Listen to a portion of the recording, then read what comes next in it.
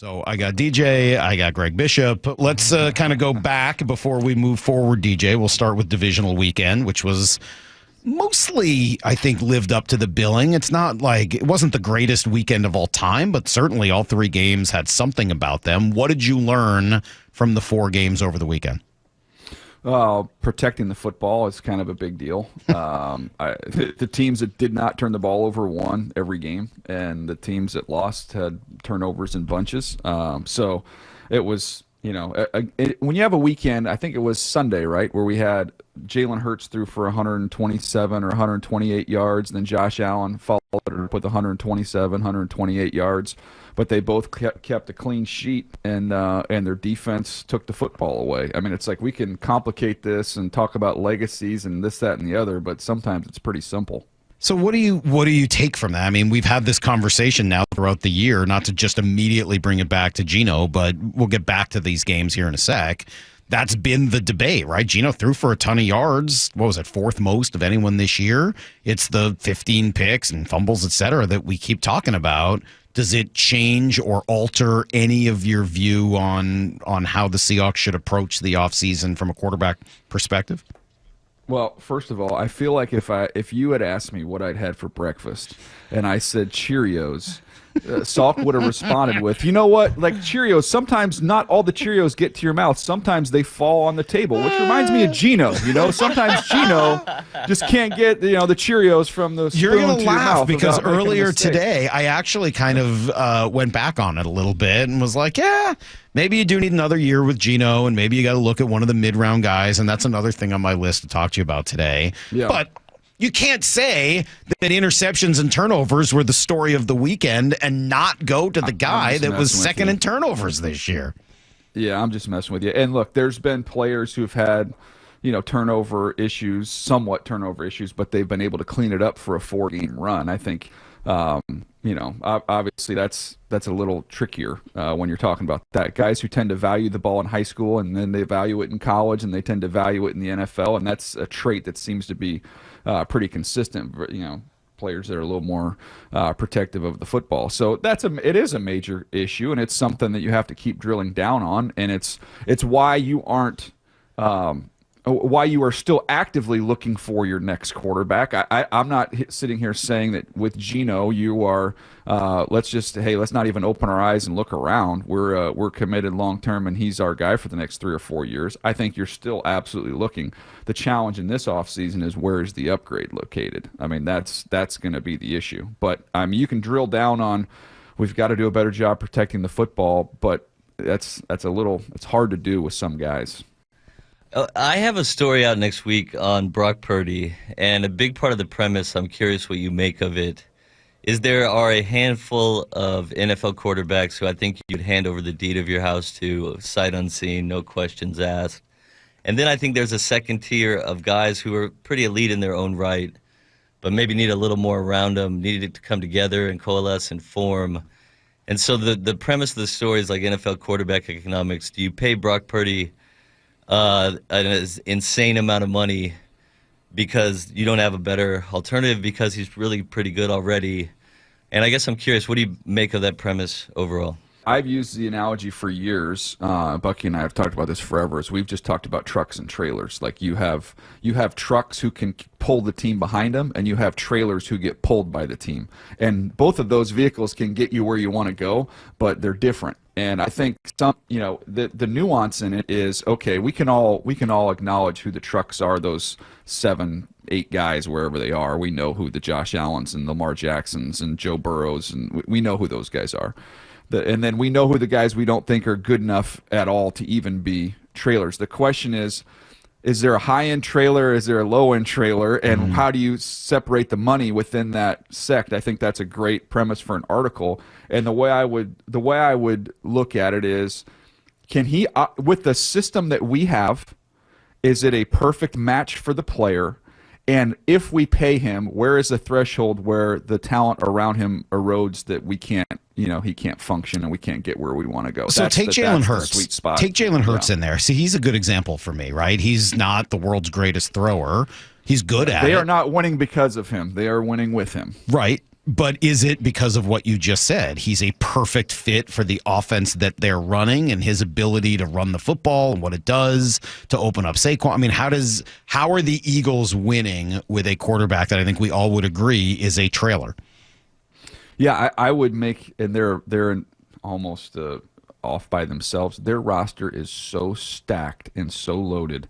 I don't want to say that they're quarterback proof, but the threshold of excellence is very low for them to still win a Super Bowl because they are so stacked across the board. I mean, there's no weakness on their team. They are loaded everywhere with depth as well. So I think with him, it's, hey, protect the football, which he's done a really good job of, and use your legs to give us 3 or 4 plays. I mean, I think they can, especially because they'll be playing outside in weather, at least it'll be frigid, that they could have him throw for under 130 yards again and go to the Super Bowl, which I don't know there's another team I could say that about coming into this weekend.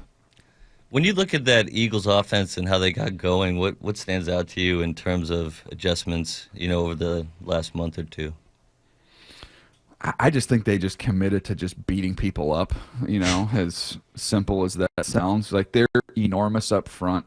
And they're going to make you stop that. And Saquon, I know they rested him at the very end, but man, for as many touches as he has, I don't recall a running back looking this fresh and this fast. Coming on a year where he got 2,000 yards. I mean, I was with Jamal Lewis when he got 2,000 yards in Baltimore, and we went into the playoffs that year. And I thought, gosh, he's just got beat up, and Saquon is just fresh as can be. And I think they've just said, and I would say there's one play last week that they deviated from that philosophy on the 2nd and 7, and they tried to get a little cute and put the ball in Jalen's hands, and he took a sack, and it almost cost him the football game. So they're going to continue. They're just going to put the ball in his belly and let that big offensive line move people. On the other side, Jayden Daniels, is this the best rookie quarterback we've ever seen? I don't know how it's even an argument, just in terms of I think there's performance coupled with accomplishment, and that's what makes it the best that we've ever seen. We've seen guys who've played great, but to combine that with what they're doing as a team and how he's elevated everybody else around him, that's what's crazy. And it's, and they know I have a bunch of friends in Philadelphia. I mean, I won't say that they won't use the word scared, but there is a healthy respect for Jayden Daniels. And look, in that last game they played him, I think they had 14 points. Washington had 14 points coming into the fourth quarter, and then he just exploded. So that's something I don't know that we've seen from a rookie quarterback. So how did we get there? He was picked second, so it's not like you're going to look up. How did 16 teams pass on him? It's not like that. But Greg was just telling me earlier, and I'm sure you know this, that there were teams that did not have him rated nearly as high. I'm not going to criticize the Bears for taking Caleb Williams over him, although in retrospect it looks like they could have gone the other way. How is it possible that a guy is that good and all 32 teams weren't immediately sold that was going to be the case? Well, and you're talking to one who didn't have him there. So, I had those top 3 quarterbacks, I had all very similarly graded, but I had Caleb, Drake, and then Jayden. Okay. So, I can just speak from personal experience of how I came to that point. You had 5 years of playing in college, just kind of, some flash plays at Arizona State for those years, but nothing that wowed you. I think he was, I want to say 17 touchdowns, 3 picks his first year at LSU. And we ran the ball well. It was good, but it wasn't something crazy elite. Then he goes his last year and blows up, wins the Heisman Trophy. But you're watching that, you're going, okay, well, there's 4 years where I haven't seen, this is the 1 year that I've seen this crazy elite level. And then, I don't know if you watched the NFL at all this year and watched Brian Thomas Jr. and Malik Neighbors, you're sitting there going, well, gosh, okay, well, is this all real? Or is he just throwing to 2 freak shows out here to go along with the tight end and Mason Taylor, who's going to be a top 50 pick coming up? So it's trying to separate those things. But I've already done this kind of reflection on it. It's like, okay, what's the lesson I can learn from this? Sure. And the lesson I've learned is, and it's similar to the Joe Burrow lesson as well, is that once the light comes on, it's not turning off. Like, what you see is real. It might take you longer. It's why we've seen so many quarterbacks, and your favorite Bo Nix last year is another one, where having that ability to stack all those starts and get all that experience in college, that the light then came on maybe late in your college career, but then once it comes on, it doesn't necessarily turn off. That's who you are. Where the challenge is, if you haven't got it all figured out when you get to the NFL, man, there's guys who've been flushed out of the league before they've got a chance to figure it out. Greg, so I think it's real. I know Greg's going to jump in here, and I just want to quickly say, I know I give you grief about certain things because that's part of my job here, but God, do I love that answer and love that about you. And the fact that you are looking at that and saying, all right, why did I miss? And you barely miss. It's not like you had him as a second rounder. I mean, why did I have these guys maybe not ranked the right way, and trying to learn that? It's a huge credit to you, and one of the reasons that you are the best at this and why we love having you on every week. I've got a lot of practice of explaining screw-ups. Me too. So, I mean, hey. I'm very experienced. We found something in common. So, folks I've been talking to in recent weeks, professional evaluators such as yourself, say often that the one thing they really maybe didn't pick up that he's so good at is, throwing against the blitz, picking things up quickly, moving through the progression fast and getting the ball out. I'm curious how you saw that specific trait before the draft, and I'm curious now how you see it now in relation to the Eagles' pass rush. To me, that's like kind of the key to the game Sunday. Yeah, it goes back to talking to all the people at LSU in the draft, and then a bunch of articles got written about it as well. We had Jack Marucci from LSU on and explained all the VR stuff that they did with him, which was so cutting edge and so cool, and it was their ability to not only simulate. For those that don't know, I guess I should explain it. So they came up with this technology. It was a flight simulator company, I think in Germany, that developed this thing along with Jack Marucci, who was at LSU. They put this thing together, and people have tried virtual reality for quarterbacks and the goggles, and it wasn't realistic, and the quarterbacks you talked to that used it didn't really care for it. Well, they nailed it on this one, and what they can do is if you have 100 plays that are going to be in your call sheet on a Tuesday, you can dump those plays into this software. You can dump in what the tendencies are of the defense that you're playing against, that you're most likely to get versus formations in motions and things. And then he can rep those hundreds and hundreds and hundreds of times virtually. So not only are you getting your practice reps, he's getting hundreds of extra reps. And what they had told me was, what was unique about him and some of the other people they had put this headset on was he was starting to see it so fast that to challenge him, they started upping the speed.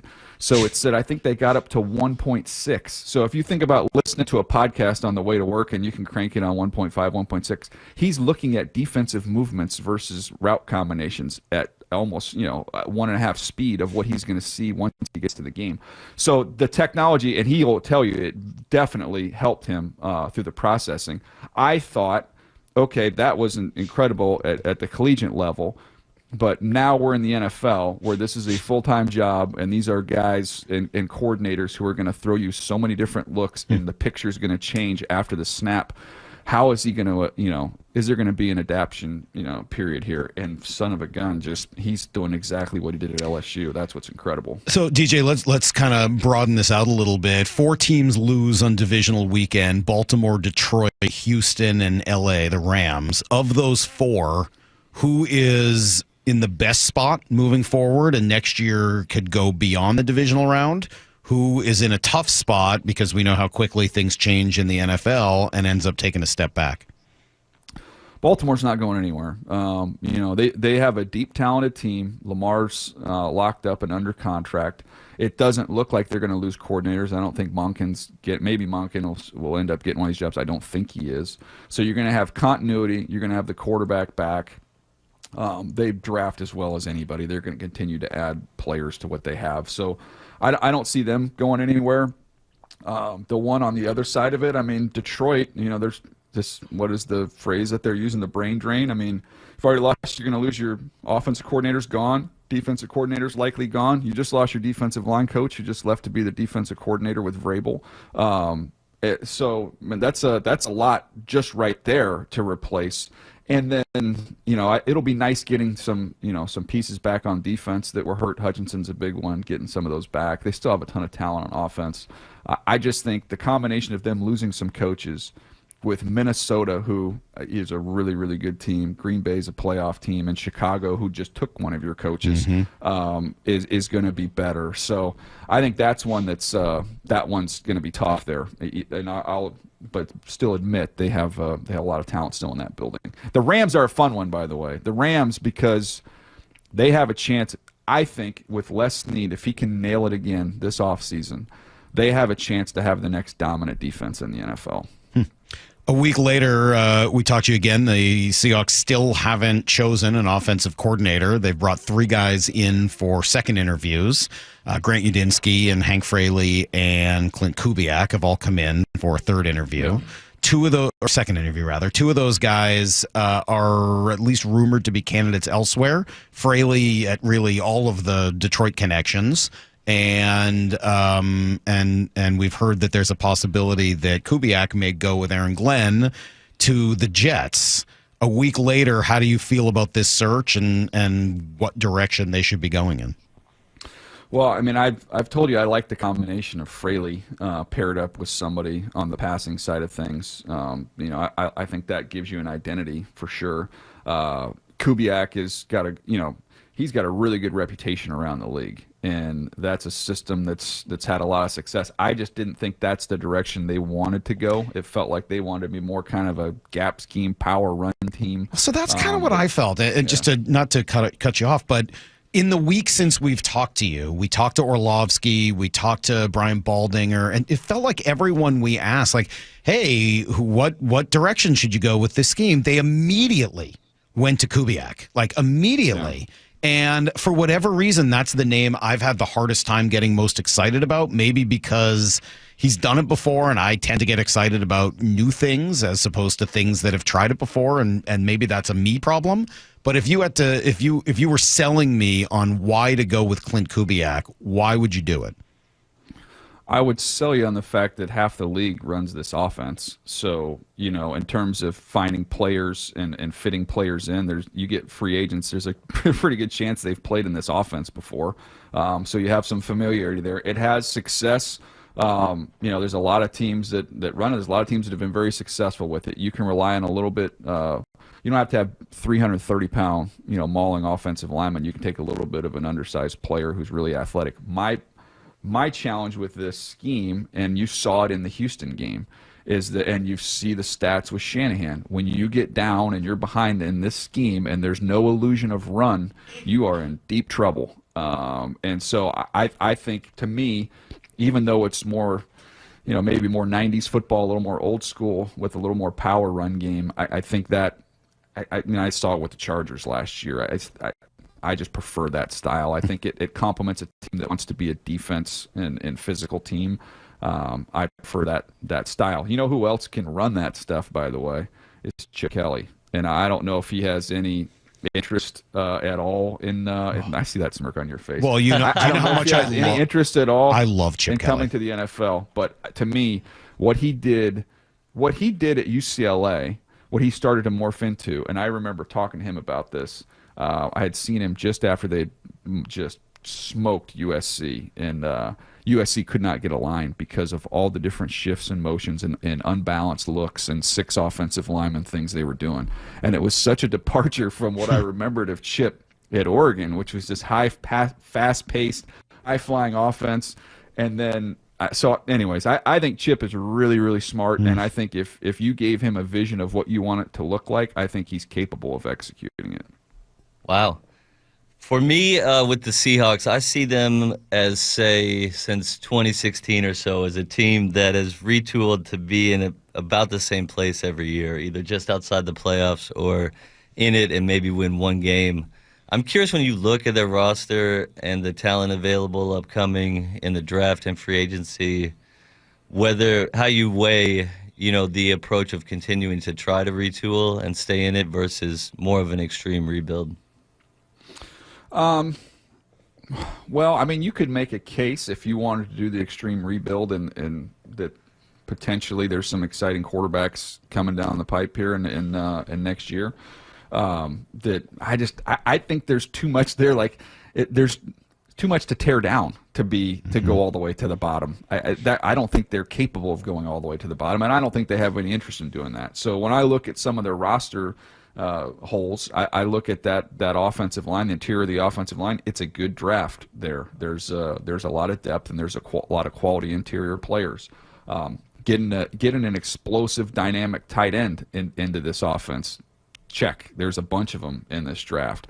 Now, the main strength of this draft, ironically, is the place where they're deep is the running back spot. So I don't know how if they need to do any shopping in that aisle, but it is loaded at running back. So I think they can make their offense look a lot different with what they could get in this draft, though. We got 2 minutes, and I got to ask you about two things real quick, so you know the timing. One, Jeremy Fowler suggested that a DK trade to the LA Chargers might make some sense for both teams. Obviously, you know the Chargers as well as anyone. Would that make sense? And if so, what would the Chargers give up for a DK Metcalf? Oh, that's an interesting one. I hadn't seen that. It definitely fits because they need somebody on the outside. And I think if you look at Justin Herbert and Mike Williams, he loved throwing to him, just a big body. You can hit on, let him wall people off on slants and get vertical down the field. So I don't know. You're gonna have to give him a new contract along with that. So if I was the Chargers, I would love that, but I would try and get it done for a 2. And I'm sure that Seattle would. I don't know that Seattle would even consider that, but that would be my asking if I were the Chargers. And then the other is just the two guys that we saw play quarterback in the championship game the other night. Neither are considered top prospects, but especially in Will Howard's case. Is there a possibility that he does become one of the dying breed of mid-round quarterbacks that could actually succeed? That's going to be the question in this draft is who are the 3, 4, and 5 quarterbacks. And most teams agree on who the top 2 guys are, and most of them have it in Cam Ward first and then Shedeur, and then now it's who's going to be that next guy. Now the good news is that we can revisit this because at the Senior Bowl, darn near all the candidates are going to be there, including Will Howard. So and Riley Leonard, he'll be there as well. So Will Howard, from what I saw early in the year, I would have said he's a 6th, 7th priority free agent. To the way he finished up in the playoffs, he looked like one of those mid-round lottery tickets that you see what you can get. He made a pretty good throw with the game on the line to win that game, although, as you said earlier, it helps I would to say Jeremiah this. Smith. I would say this. I live 20 minutes away from Petco Park. I'm closer to Petco Park than that corner was. Great stuff, as always, DJ. Thank you.